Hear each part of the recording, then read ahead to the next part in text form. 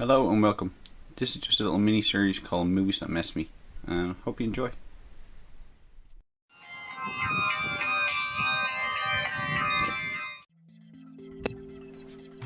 Just giving a quick shout out up front, there will be spoilers. On your second viewing you'll realise the movie spoiled itself by the end of the first major scene, but I'm spoiling it in a different way.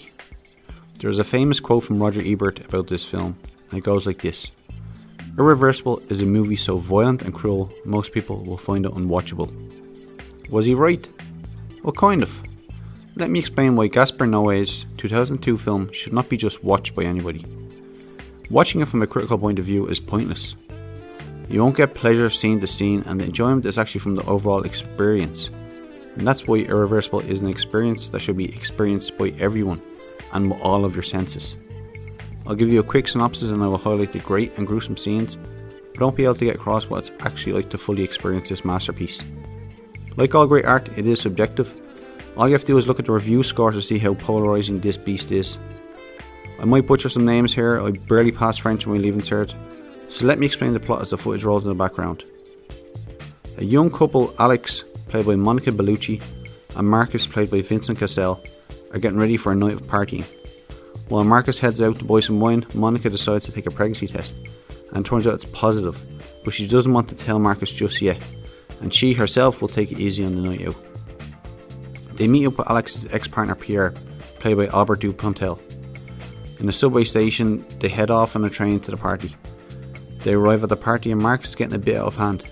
The excessive drinking, the drug taking and flirting with other partygoers has Alex a bit pissed off, and she isn't in the humour to deal with it, so she decides to head home alone.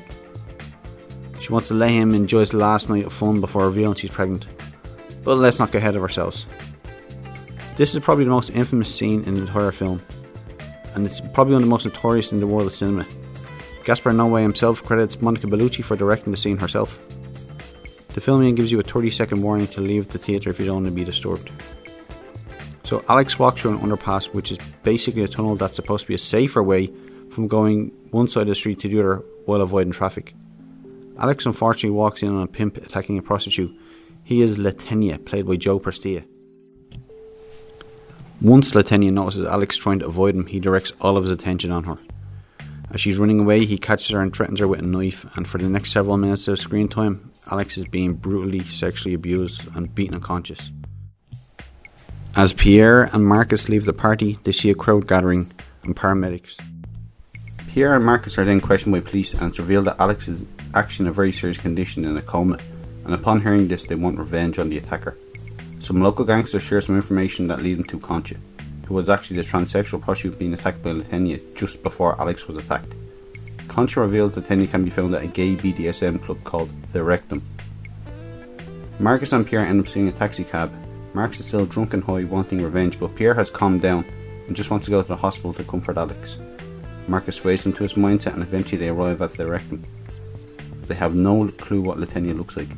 They go around asking and find Latenya standing with a few men, and Marcus thinks he has found Latenya and starts assaulting a man who fights back. The man is Mick, and he wrestles Marcus to the floor and breaks his arm.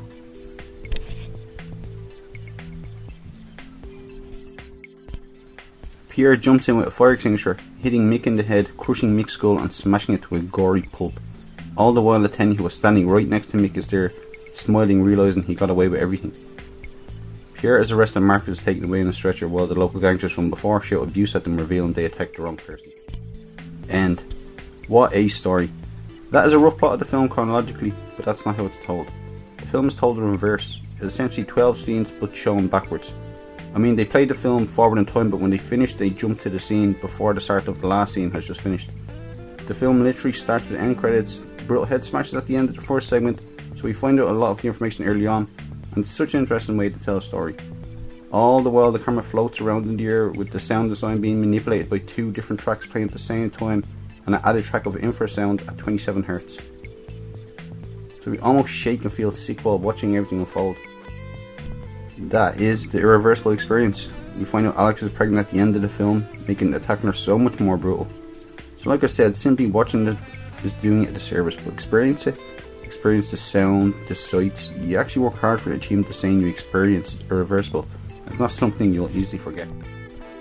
If it was a straightforward narrative about rape revenge, it would still be great, and the kicker of the wrong person at the end would still hit you, because we see the relationship in reverse. It actually makes the scenes with them at the end, which is the start, where they are madly in love, way more heartbreaking, because we know it will never go back to the way it was again. Unlike most disturbing films, I would actually highly recommend everyone who thinks they're mature enough to experience Irreversible.